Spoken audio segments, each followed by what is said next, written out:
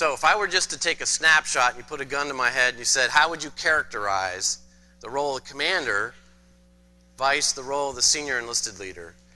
And here's what I would say. The commander obviously has command authority, and that's important because the enlisted person is not encumbered with that responsibility. And that's a good thing. That's part of what makes me a great advisor. Okay? I can advise in a certain way because I'm not encumbered with that authority. The commander sets the tone and the vision, and certainly the commander owns the decision space. While the enlisted leader, they're execution oriented. They're going to go out, take that vision, take that direction, and go out and help make it happen within that organization. They advise the commander, and advise is a very key word because they are not decision makers. See, to me, talking about enlisted leadership is a bit of a balancing act of trying to get you to appreciate the great resource that we are, at the same time communicating fair limitations to that. Because you are the commander, or will be the commander, and that's an important distinction. Because you don't want to put your chief in a position where they're competing with your flight commanders, for example. It's a different role. And then, of course, they lead and develop airmen. And when I say that, you know, I always hate the term Big A Airmen. I think that should go without saying, but I'm going to say it. Big A Airmen lead and develop. But if we're talking about your first command level, and we're talking about squadron level, that's going to be the first time that a lot of those enlisted leaders are going to be put in that position with that expectation. And unless you specifically do two things, it's not likely to happen.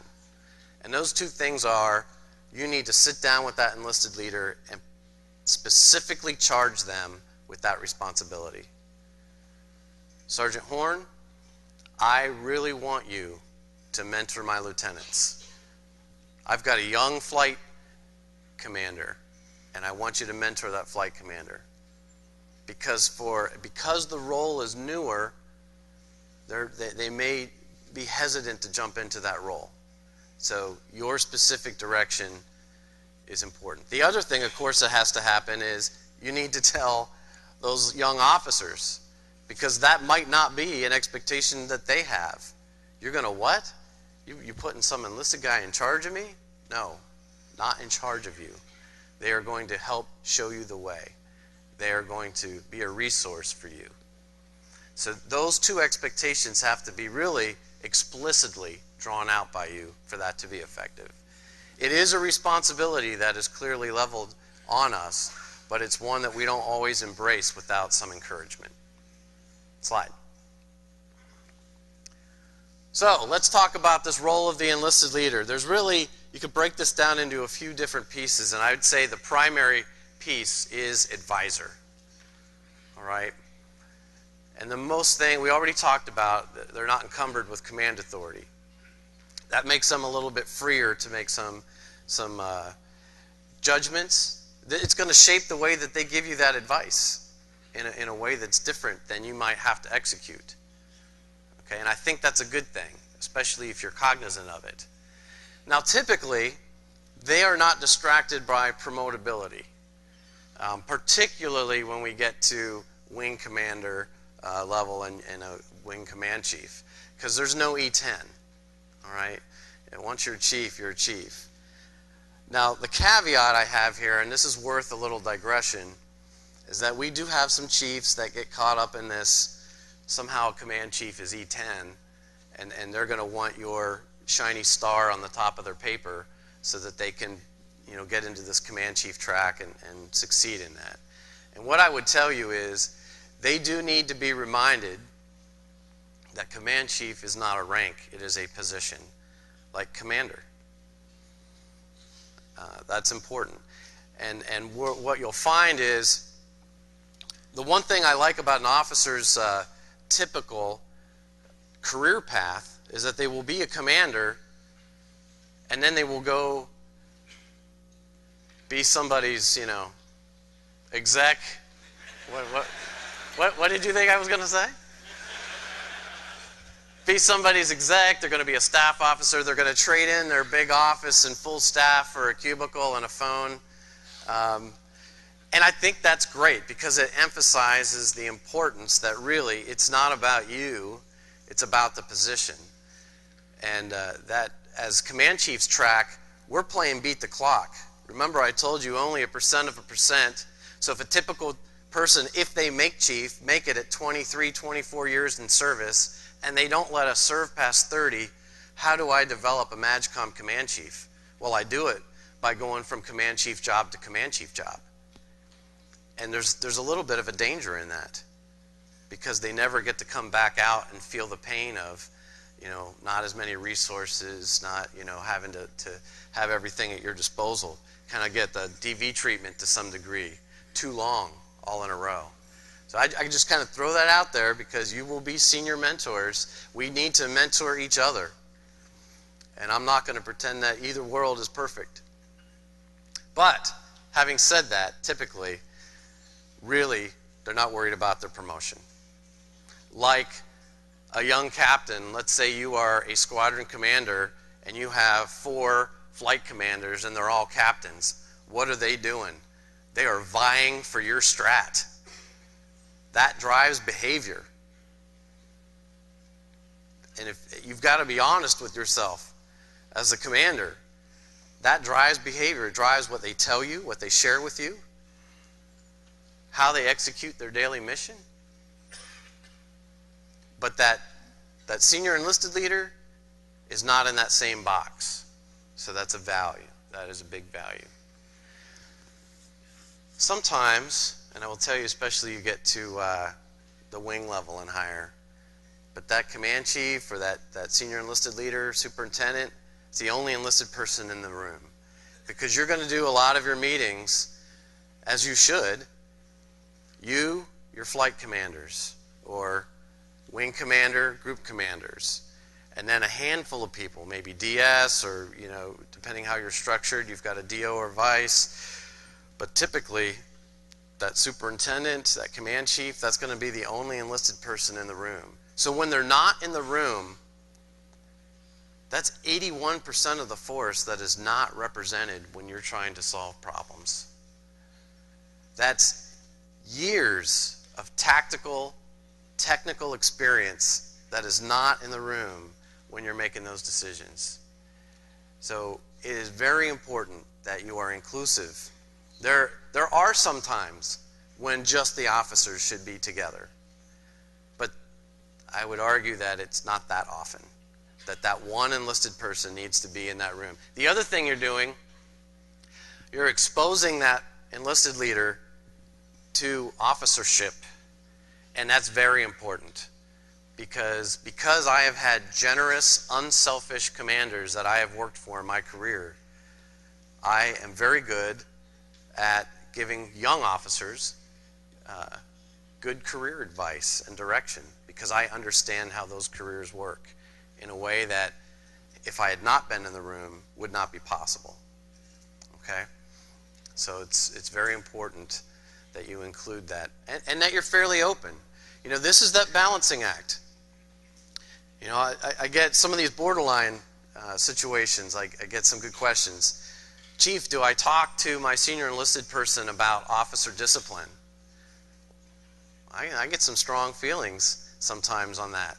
What I would tell you is that's not that person's, first of all, if you're yelling at an officer, that enlisted person really doesn't belong in the room, in my opinion. Okay, that's officer business.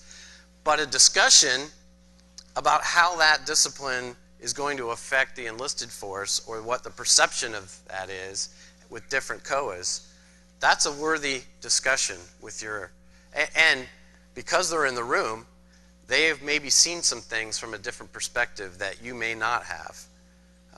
Particularly when you're not in the room and the vice is running the meeting, that's when the group commanders, for example, are more open about certain things, and you'll be able to be exposed to that.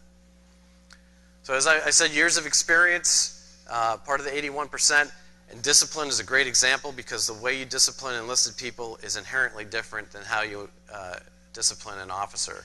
So if there's one area that you need to listen to senior enlisted advice, it's on discipline. Because you can sting an officer's entire career with an LOR. All right? That just might be getting warmed up, depending on the functional community for an enlisted. Right? I would tell you, too, that and this is why you need to listen to them, because it's different if you're in a CE squadron or a COP squadron than if you are in a FSS, for example. All right? There are communities that are a little gentler, a little softer. And there are communities that just eat their young. And it's just how their culture, their subculture communicates. So, and it does, I'll tell you, it's not a secret. It's the more blue collar the job is, typically, the more in your face and direct the feedback and the discipline is. The more office oriented or intellectual, okay, so contracting, nice contracting. So, these are a different approach that you're going to have when you deal with discipline. Some of it, frankly, is shaped on mission. I cannot allow a defender to sleep on post. I mean, in many environments, that is an Article 15 offense. And so if I come back to the back room of the FSS and the CAC person back there is taking a break and they've dozed off for a minute, that's not the same level of impact as somebody that sat in the gate shack for a minute to warm up and fell asleep and people are coming into the base perimeter. All right, those are different actions. So I paint those things. Your senior enlisted leaders can really shed a lot of light on that. One thing I'll tell you is you see the Emperor up there. Sometimes I have felt that I am the only one willing to tell the Emperor that he's not wearing any clothes. All right, and it's funny. Slideology. I'll probably go back and fix this slide to say more likely, because not all senior enlisted people are going to be likely to tell the Emperor that they're not wearing clothes, especially if the role is newer and we're talking about the squadron level. So some of that's the tone you set. And frankly, if I were you, I would say, hey, Sergeant Horn, I'm asking you. If I'm walking out there naked and nobody else is telling me, I'm counting on you to tell me that that's the case. That is important for you. That senior enlisted person might be the one person that says, you just gave a great speech at a commander's call and you're feeling really good, and you go back to the office and you're beaming because you think you just nailed it. None of your flight commanders are going to say, hey boss, not so good. They're not going to do it. They're not going to do it. But maybe a senior master sergeant, hey boss, when you talked about this issue, I think everybody in the room kind of cringed a little bit because you forgot that we have people that have spouses or whatever the case may be. But they are the ones that you should be counting on. But you need to build that, and we'll talk about this. With the relationship piece is huge in the command team. Also, diversity of thought. Okay. I love the fact that I believe that as an Air Force we are maturing in our attitude about diversity, and we know that diversity is far more than the obvious physical attributes that we see walking around every day. So it's beyond race and gender. Diversity of thought, diversity of background, that is huge, and that is extremely important if you want to problem solve effectively. Your enlisted person is absolutely going to bring a diversity to the table that's very likely to be different than the other people in that room. And that's very important. And then finally, they're a free agent. I've had young airmen that say, Chief, when you're not on the golf course, what do you do? I don't really understand what your job is. My job is mostly what the commander wants my job to be. All right, I've got responsibilities to higher headquarters, and I've got awards and EPRs and these kinds of things, and I work some issues here and there, but in a very real degree, that's one of your biggest free agents you have at your disposal. So you can help shape and put them and focus them on different problems and issues that you might have a blind spot, or you might have not a lot of resources on. So really consider that free agent nature, and also consider, don't let them fool you. They probably have some time that they can shape, per your direction, because it's really all about supporting the commander.